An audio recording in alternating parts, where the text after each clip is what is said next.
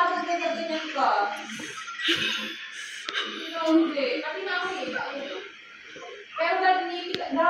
pero hindi pwede ikaw. Kasi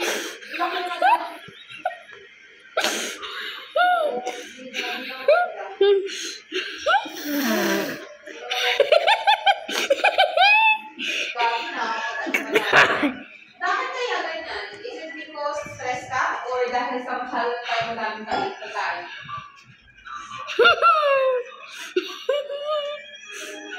Huwag na tayong ganun. Wait.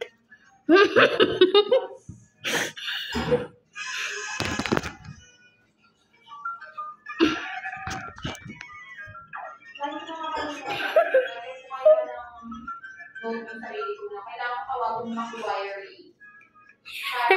Hey. Hindi ko kaibigan ka ng number. Tawagin kaya sila bukas. Tingnan mo. Wala ko diba?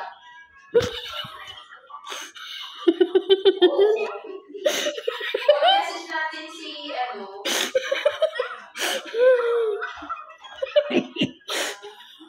o kaya message mo